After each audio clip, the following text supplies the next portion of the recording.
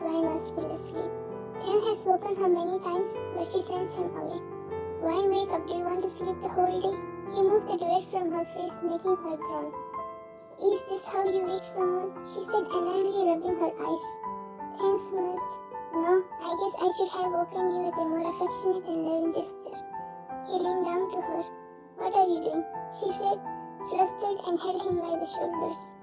I'll have my revenge for waking me like this. She tried to distract him. Th smiled and buried his face in her hair. It's not like I have thrown a bucket of water on you like you did to wake me at our reception day. Stop making silly excuses, he murmured. That was a jug of water, not a bucket. She corrected him. He shrugged his shoulders and pulled away. All right, now get up, Mom is asking for you. He brushed the hair strand from her face, caressing her cheek with his thumb. I wanted to sleep a bit more, she mumbled, scrunching her face and closing her eyes. Then raised his brows. You asked for it. The mischief in his tone didn't go unnoticed by Wine. Before she could understand, he started to tickle her sides gently, and she squirmed, trying to escape his touch. Then stop, she said between giggles. Not yet. He continued his assault. You're insufferable. She glared at him with sleepy eyes. He leaned down, his face inches from her. And you still married me, he teased, when rolled her eyes, sitting up and stretching. Only because I had no other choice. He placed a hand over his heart in mock hurt. Ouch, that stings. She couldn't help but smile at his theatrics. I'm up, happy now?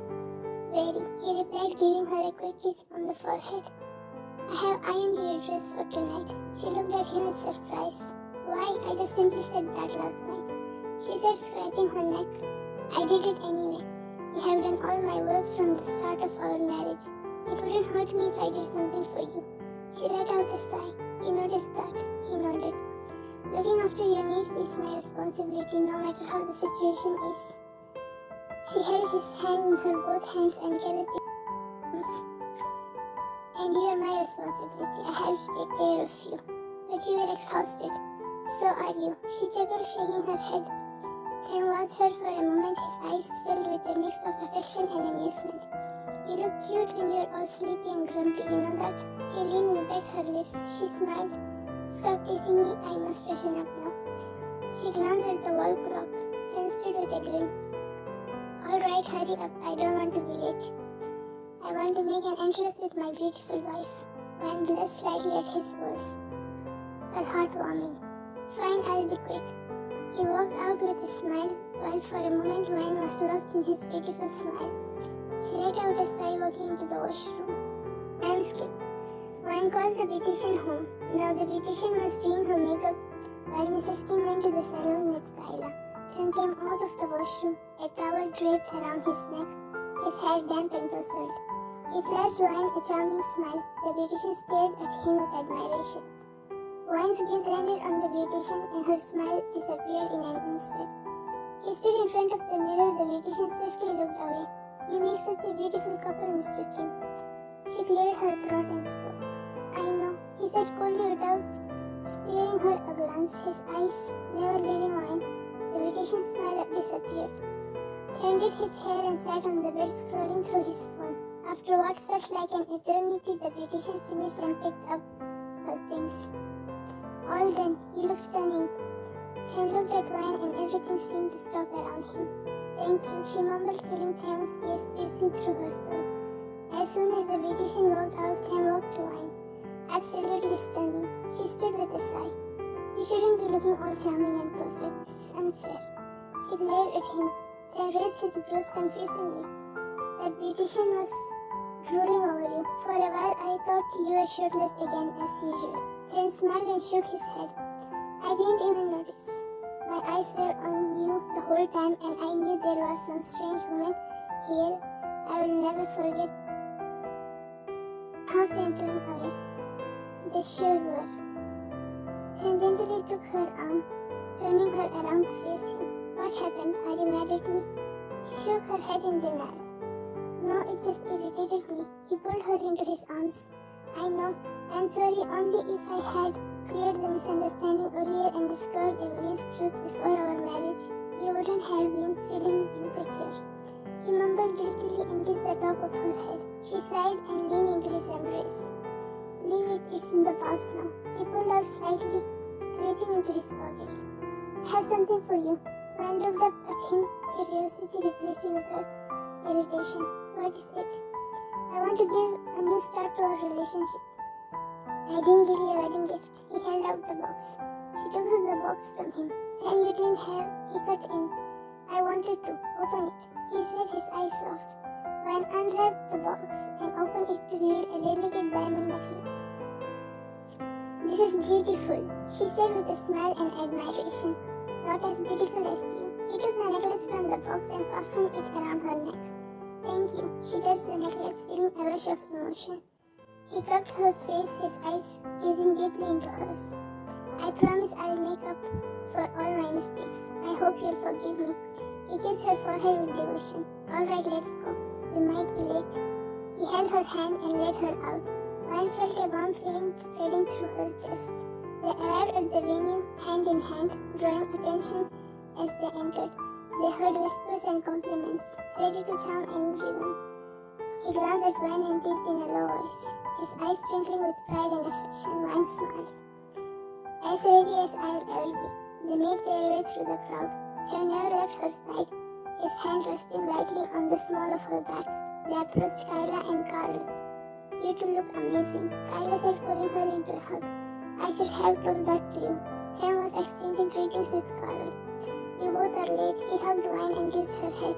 She smiled. Your sister took so much time to get ready. Her makeup wasn't coming to an end. His eyes twinkled with mischief. Swan glared at him. He's lying, brother. I never take so much time. They smiled. Carl and Theo got immersed into a conversation while Swan and 𝐾𝐫 were sitting together. Swan, is everything fine between you and him? She held Swan's hand. Yes, only, she said with a reassuring smile. 𝐾𝐫 let out a sigh of relief. I'm glad Theo's old self is back. Since Talon's death, he has had an irritable and cold demeanor. Evelyn has bothered him a lot. Only you know him more than he knows himself. 𝐾𝐫 smiled, staring at him. Indeed, I bet he must have lost feelings for Evelyn before your marriage. He must be confused, that's why he was cold and rude, refusing to marry. That's how he reacts when something irritates him and he doesn't know what to do. I nodded thoughtfully. Carl and 𝐾𝐫 were soon surrounded by his friends and a few of his relatives. The reception was in a full swing. It was time for dance, and Carl and 𝐾𝐫 took the floor. Theo and Swan watched from the sidelines. They looked so happy, she murmured through teary eyes. Theo looked at her and pulled her close. They do, but what are these tears for? These are happy tears. I wish Mom and Dad were still alive. Dad would have seen his nephew living happily. Brother has spent his life lonely. His parents divorced and got married, leaving him behind. Aunt never looked after him. She mumbled as tears streamed down her eyes. Theo hugged her, caressing her hair. After some time, she stopped crying and sniffed. How about we sneak out of here? She looked at him surprised. What, where? Somewhere special, trust me. A secretive smile playing on his lips. She hesitated for a moment, looking around, and then nodded. All right, but inform Mom, she will be worried. Theo held her hand and led her through the crowd. I have informed her already. Where are we going? They slipped out. You'll see, he said and led her to his car. They drove for a while, leaving city lights behind and heading to the countryside. Eventually, they arrived at a serene lake. Come on, he said, holding her hand. They walked hand in hand to the edge of the lake. Theo had already said a cozy little spot earlier. This is beautiful, Theo, she said, her eyes wide with wonder. I'm glad you like it, he replied, guiding her to sit on the blanket. They both sat while Theo poured a glass of wine for her and placed her head on his shoulder. It's so peaceful here, Theo hummed, his thumb gently tracing circles on her skin. You know, Theo, I feel bad for Onni. How could you believe Evelyn over her? Did you used to hate her that much? She knows you better than you. She said you were confused with your feelings, that's why you were cold and rude, refusing to marry. That's how you react when something irritates you and you don't know what to do. Is it true? She looked up to him. He nodded. Do you think I just went and believed whatever Evelyn said? No, first I went to 𝐾𝐫 and showed her all those pictures that Evelyn sent me and asked her if she really cheated Terence. That was her personal matter, but Evelyn dragged me in it and I wanted to know. 𝐾𝐫𝐫 was quiet all the time. She didn't speak a word and didn't even defend herself when Evelyn came face to face with her. I nodded thoughtfully. Evelyn had troubled me a lot. My mind was a mess and Evelyn used to suspect me. I was fed up with her tantrums. Those days my feelings for her faded. Mom defended 𝐾𝐫𝐫 all this while, so I decided to find out the truth by myself. I never hated 𝐾𝐫𝐫. We just had some differences. I see. Oni must have not wanted to break your heart. So when did you take an interest in me? She asked with raised brows. Thames' lips curled into a smile. He tightened his embrace. I don't know, but you attracted me the next morning of our wedding when I came home. You were the first girl who wasn't impressed by my charm, and that caught my attention. She rolled her eyes, stopping her smile. Your charm is nothing in front of my beauty. She flipped her hair dramatically. Then chuckled, kissing her temple. Indeed, she snuggled close to him. Time skipped. The months passed and the bond between 𝐾𝐫𝐫 and Wine grew stronger. They had settled into a comfortable routine, their relationship blossoming with every shared laugh, every tender moment. But recently the atmosphere had shifted. Mrs. Kim had fallen ill and her condition was weighing heavily on both of them. 𝐾𝐫𝐫's workload had increased as well, and the combination of stress from work and worry for his mother had made him irritable and distant, which Wine noticed and did her best to support him. Now 𝐾𝐫𝐫 exhaustedly arrived home late at night. His usual confident demeanor was replaced by a weary slump. Wine came out as soon as she heard the door click. She stared at him for a while and without a word she walked up to him, wrapped her arms around his waist, holding him close. What happened? 𝐾𝐫𝐫 stiffened for a moment but relaxed into her embrace, letting out a deep sigh.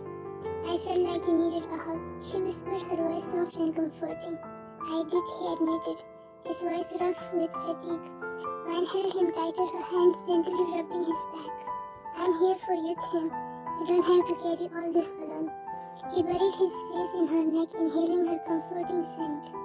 It's just everything is piling up. Work is a nightmare and I'm so worried about Mom. I don't know how to handle it. His voice came out muffled. Wine pulled back slightly, looking up at him with concern in her eyes.